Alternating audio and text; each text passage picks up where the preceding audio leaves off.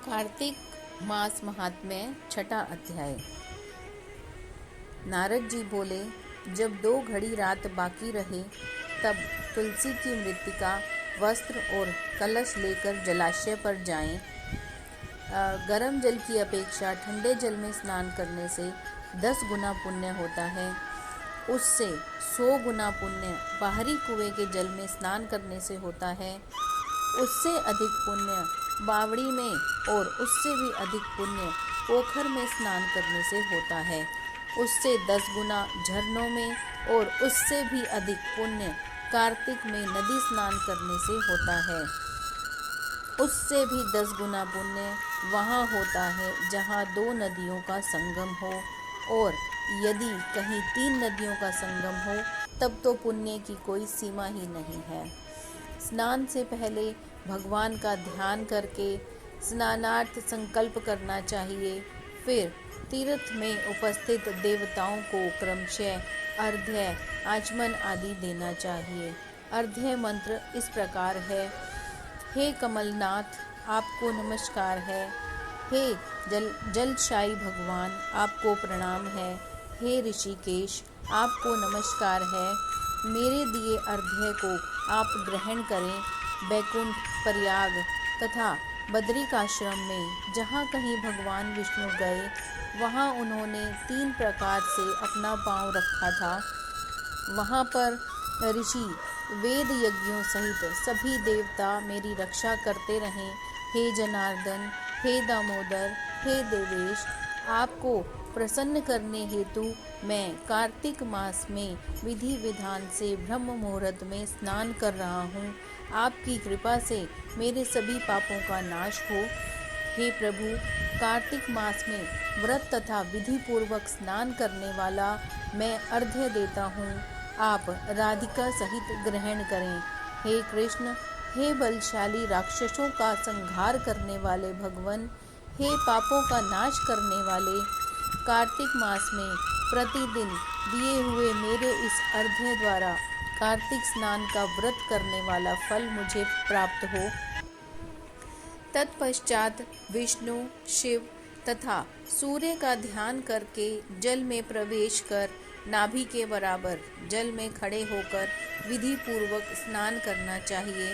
गृहस्थी को तिल और आंवले का चूर्ण लगाकर तथा विधवा स्त्री व यति को तुलसी की जड़ की मिट्टी लगाकर स्नान करना चाहिए।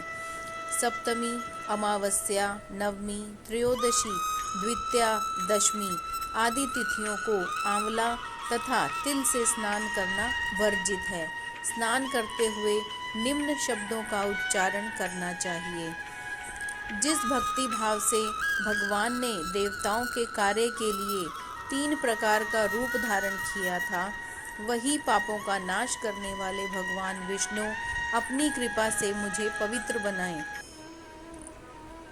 जो अमनुष्य भगवान विष्णु की आज्ञा से कार्तिक व्रत करते हैं, उसकी इंद्र आदि सभी देवता रक्षा करते हैं। इसीलिए वह मुझको पवित्र करें। बीजों, रहस्यों तथा यज्ञों सहित वेदों के मंत्र, कश्यप आदि ऋषि, इंद्र आदि देवता मुझे पवित्र करें। अदिति आदि सभी नारियां, यज्ञ, सिद्ध, सर्प और समस्त औषधियां व तीनों लोकों के पहाड़ मुझे पवित्र करें। इस प्रकार कहकर स्नान करने के बाद मनुष्य को हाथ में पवित्री धारण करके देवता, ऋषि, मनुष्यों तथा पितरों का विधि पूर्वक तर्पण करना चाहिए। तर्पण करते समय तर्पण में जितने तिल रहते हैं उतने वर्ष पर्यंत व्रती के पितृगण स्वर्ग में वास करते हैं। उसके बाद व्रती को जल से निकलकर शुद्ध वस्त्र धारण करने चाहिए।